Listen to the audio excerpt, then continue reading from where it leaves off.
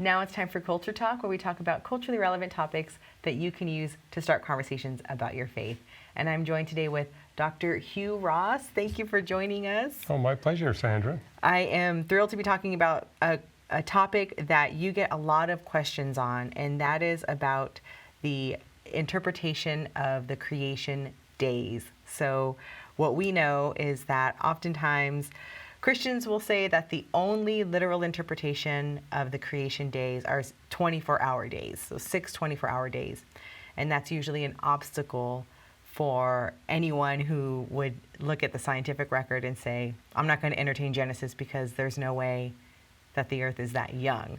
Well, you know, Sandra, I was a Christian for 9 years until I met someone who thought the days were 24 hours. Interesting. Well, it's a common belief, and common in the U.S. I mean, in Canada, I never ran into anybody who saw it that way. And, you know, I wasn't raised in a Christian home. I didn't really look at Genesis until I was 17. But right away, I realized this word day must have 3 distinct literal definitions, because 3 are used on the first page. Creation day 1 is using the word day for the daylight hours. Creation day 4 is using the word day for a 24-hour period. And in Genesis 2:4, it uses the word day for the entirety of Earth's creation history. So those are 3 distinct definitions. Turns out if you look at a lexicon, there's a 4th one, part of the daylight hours. But what I also noticed was you got an evening and a morning for creation days 1, 2, 3, 4, 5, and 6. I expected to find the same phrase for day 7. It's not there. And, you know, knowing it wasn't written in English, but in Hebrew, it says, well, who knows what these words evening and morning mean? But at a minimum, it's telling us each of these days has a definite start time and an end time. And so I didn't see an evening morning phrase for day 7. I said, maybe it's because the day's not yet finished.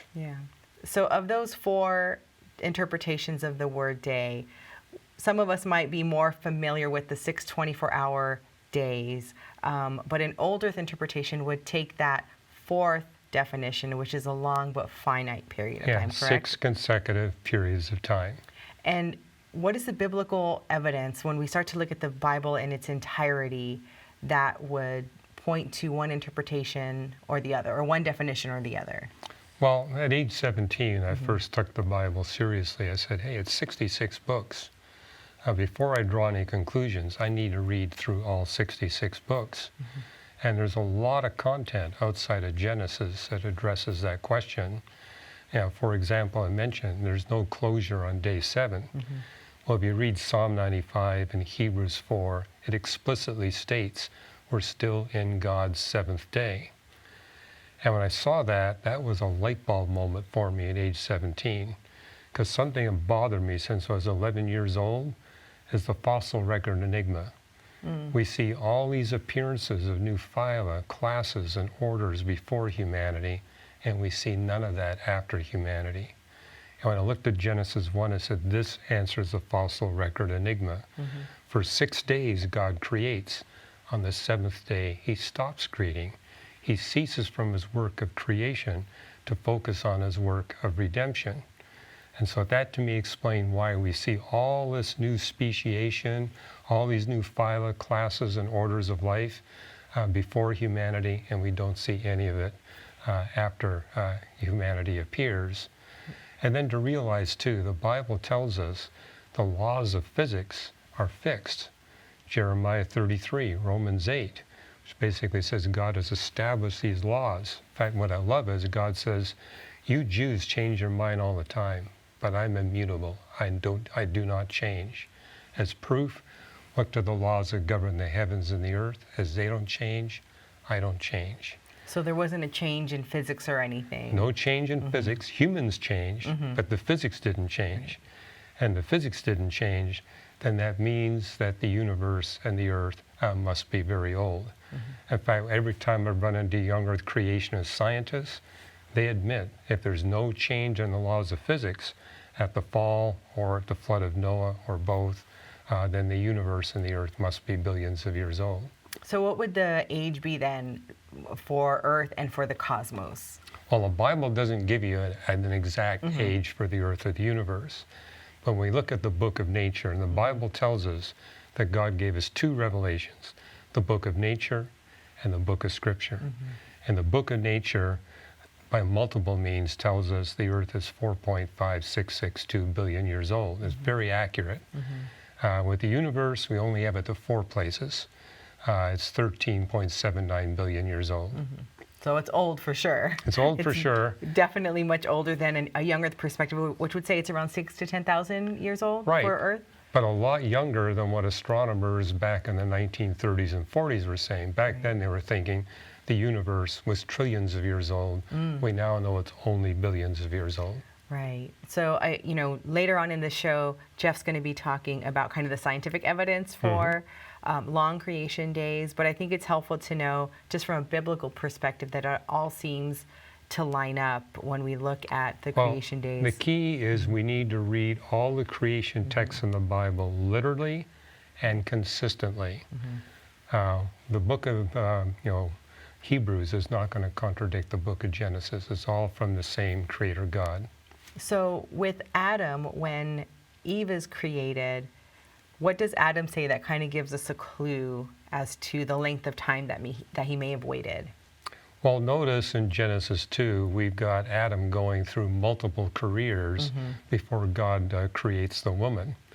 And God comments and sees, hey, you've been working the garden, you've been engaging all these animals, giving them names, but you're lonely.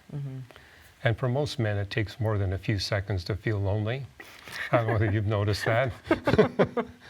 And so this tells us there must have been a passage of time between God creating Adam and creating Eve. God puts him to sleep. He goes under anesthesia. Surgery is performed on him. He recovers from his surgery, and he wakes up and he sees Eve. And what's interesting is what you see recorded in the original Hebrew coming out of Adam's mouth, hapa'am. It's used 21 times in the Old Testament, almost always translated at long last. So this again indicates a passage of time for creation day 6. So it's not just the 7th day that the text tells us is a long period of time. The 6th day must be as well. And the grammatical structure of Genesis 1 would imply that all the days are long periods. So I find that fascinating because when we look at the scientific record and we look at the chronology of how things developed, from plants and oceans and humans, animals, does that seem to align then with what we know of the creation days and the order? It does. I mean, just the fact that there's over 76 quadrillion tons of biodeposits in the crust of the earth tells us life has been on planet Earth for a really long time. Yeah.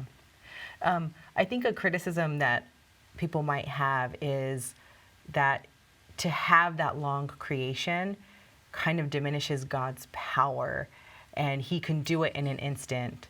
So why would he need so much time? But I know you're an artist, and when you're really enjoying art, you take your time because you're really enjoying what you're doing. So I just see God saying, wow, and we look at creation. It's just mind-boggling when you think about the size of the universe, all the components of the universe.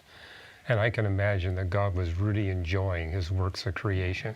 For 6 periods he worked, and now he's resting from his work. And also we need to understand, the Bible tells us God began his works of redemption before he created anything. And so everything that God was doing in terms of creation was for his ultimate goal of redeeming billions of us humans from our sin and evil. Yeah, well, I love the analogy of just being an artist and taking your time and getting lost in that, almost in the enjoyment of creating. I come from a family of artists, and when they're working on a piece that they're really not enjoying, they go through it quickly. Right. When they're really working on a masterpiece, they really spend time on it. Well, I love that. So where can people go, because this is a huge topic, where would you point them to for more on this topic? Well, I've written 2 books on this topic. One is explicitly on the creation days, and it's called A Matter of Days, and it's now on the 2nd edition. Yeah. And then they also can go to Navigating Genesis. Wonderful. Well, thank you so much for that, Hugh. So if you would like to learn more about this topic, go to shop.reasons.org and look for A Matter of Days or for Navigating Genesis.